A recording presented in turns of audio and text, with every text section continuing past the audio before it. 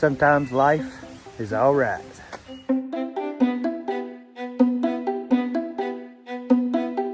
We're at the Swift Camp Creek Rough Trail parking area. We're gonna leave one truck here. We'll hop in my truck. We're gonna go to Martin's Fork. This is the Rough Trail end to end, Red River Gorge. This is Martin's Fork Trailhead parking. You just walk up the road a little bit. If you are at this parking lot though, there's a trail behind here. You can get a good view of Raven's Rock. Somebody has gloriously brought a ladder.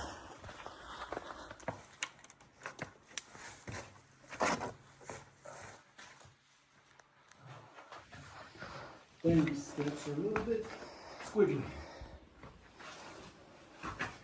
All right. That's pretty cool. Got another little hole right here. Thought it kind of might have went to something else, but it's pretty cool. Look how big. It's big in here, isn't it? Old legend has it that 3 owls sit in each of these 3 holes, and they would holler throughout the night, "No mountain house allowed. No mountain house allowed." And you could hear the owls throughout the woods. Legend has it. We got 1 more mile to Gray's Arch. We'll keep trucking. You'll see this fence on your way to go down to Gray's Arch. There's that fence. There's a little path right here. We'll give you the best view of Gray's Arch you ever seen. It's a little tight, a little squirrely, so be safe, be careful, and we'll show it to you. Make sure I don't slip and fall. Now watch the trail because it does get tight. I suggest no children or anything, because that's a big, big fall. That's a heck of a view, isn't it? Oh, yeah. Yeah. I don't know where I'm standing, so it's making me a little freaked out. Heck yeah. Sometimes when you don't know where you're standing, it's a little bit less scary. Like, you don't know if that just, like, goes straight through. Look at that. Like, I wonder if that's even ground right there, if it's just dirt. It's a heck of an area, though. Here's my feet. And then that right there is a pretty good view of the arch. And the arch is, I'm not even sure how big it is. Many times I've been here, you'd think I would know, but it is a beautiful, beautiful arch to see. Then this is kind of your path out. 3 little trees. And up top here, there's a little fence. Kind of just follow the trail. It's actually a pretty good water source. It's pretty much always running right here. So if you need water before you go downhill, it's a good little spot for that too. And then you kind of walk through the little off-trail mess up a little bit of dirt. Knock my sunglasses off my head. As you see, there's the fence, Bridgette. There's everybody else going through. A little sunshine through the arch.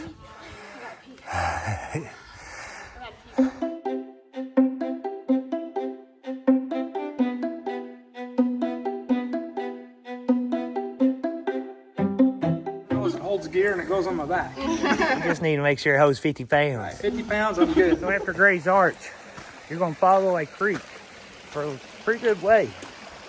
So there's a lot of water sources. Don't worry about any of that. A little sign like this. Follow that path out, and that's Corrosion Cove overlook. If you keep on following around, this is the path. So after you see Gray's Arch, you follow that creek, you walk up the hill. You'll need to camel up your water to see Corrosion Cove. If you're going to stay out there, it'll be a good spot for it. It's a good offshoot. It's a really, really cool spot to stay. Only about 2 people can probably fit out there. It's a good area to stay. Firewood be tough.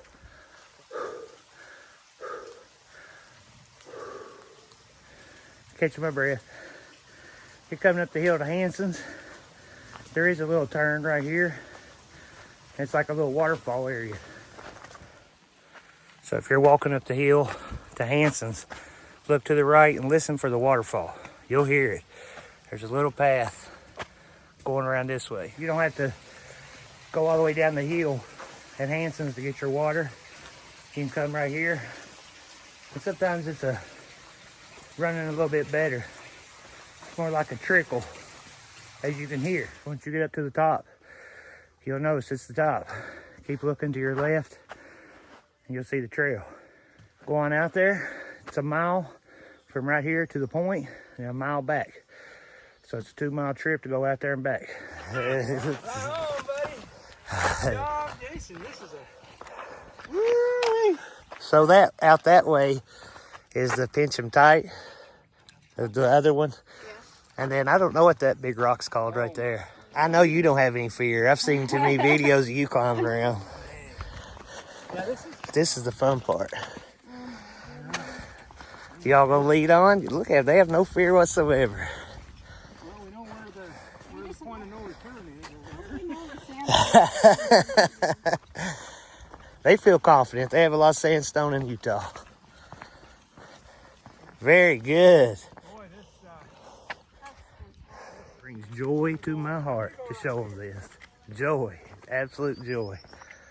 This is something, like I said, do not miss. You're at the point. That's as far as she goes. There's been an accident or two up here, that's for sure. What's that bird? What's that bird? never gets old. Never gets old. Absolutely. Never gets well put, Jeremiah. Break. Fried Skittles.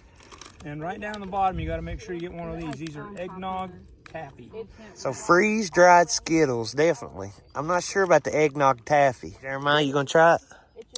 I'll try anything once. All right, let's do it. Let's try it. And these are all Skittles? All the colored ones are. Okay, hold on. Skittles test. Give me one of those big ones. Oh, heck yeah. Yeah, the eggnog. Yeah, Skittles usually are real chewy. And this is more like crunchy. like a puffed Cheeto. Like a puffed Cheeto. But candy. It's easier to chew on and eat. What else we got here? Ice cream. You like Culver's custard ice cream? Of course I love ice cream. Of course I love that. Of course. This is the Oreo flavor. Oh man, you hitting a home run. You are hitting a home run. Let me try that one, Jason. Go for it. This is ice cream. Culver's at that. Oh, homie. Look at this. You done got you like a That's milkshake. a double. That's like a little sundae right there. That's a double right there. This is Culver's ice cream. Freeze dried. That is good. How the heck did you freeze dry ice cream? Well, you have to put it on the trays frozen, on a frozen tray.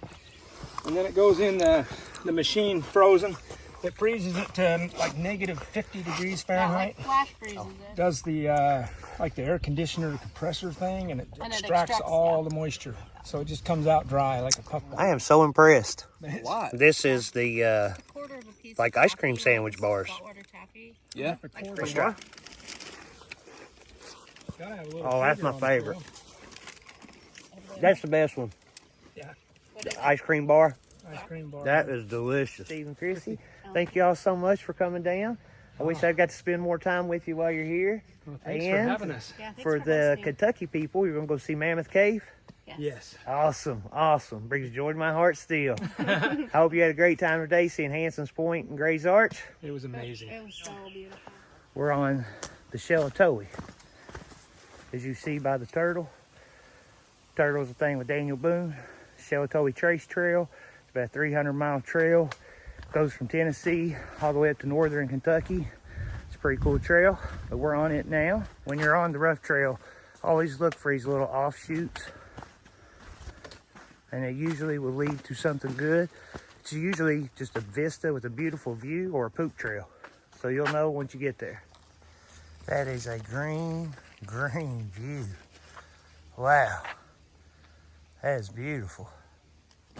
Now this is called Signature Rock. And as you see, there's a whole lot of signatures. Looks like we got a 1983 just married. Oh, I feel so good to be at the creek. Oh, yes. I got joy, joy, joy down in my heart. Where? Down in my heart. Where? Down in my heart. Gotta love the creek areas. Follow the creeks. Find good camp. So we're gonna stay around this creek area somewhere. I think Matt's got a nice little spot up here on the hill. We can fill up our water and so forth. Sit in the creek, wash our feet off on the rough trail. Get ready to go up and down the hill a little bit. get your feet wet a little bit, and enjoy yourself with great scenery, great views, and the Red River Gorge. These are probably shoes you've heard of. Hey dude, these shoes are so light and comfy, and I had a pair getting old, and I just started bringing them as camp shoes. But they work so much better than my Crocs. They're so comfortable. I'm not undoing my tarp tonight on my hammock. Pretty much, it's only like a small chance of rain. Oh, that looks good. Look at that. That's pulled chicken, barbecue style, Jack Daniels. Here's my buns. Oh, I got one laid in the dirt. Oh. Get back up there. It's good. What else do I have? What else do I have? Some combos. Yummy, yummy for my tummy.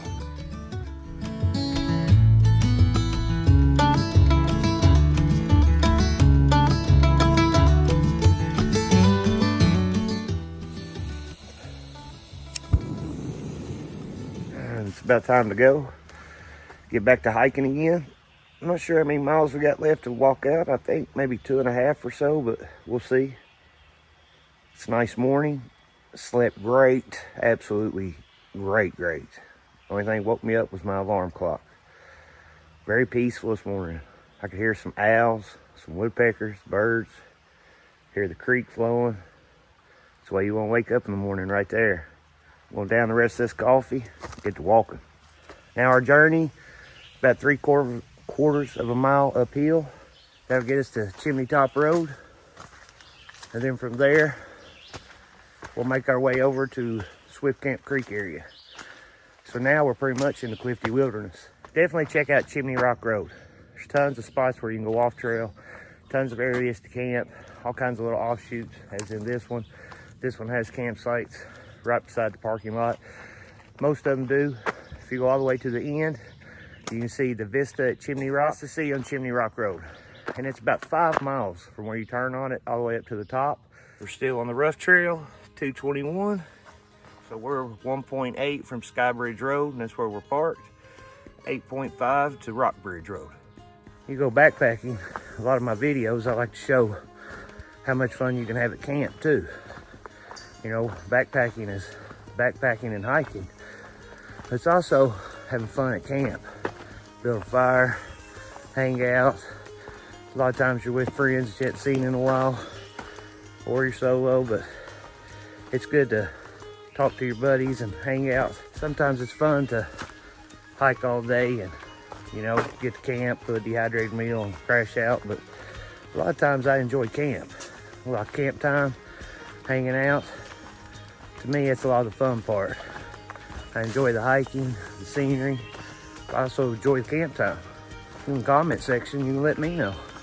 If you like just crushing the miles and just getting to camp and build no fire and, you know, kind of eat a dehydrated meal and crash out and go for it the next day, or do you like getting to camp around 5 o'clock, something like that, and enjoy the rest of the night hanging out at camp and building a fire and sometimes even cook some good food?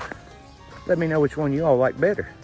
If you check out the rough trail, make sure to check out the other types of things.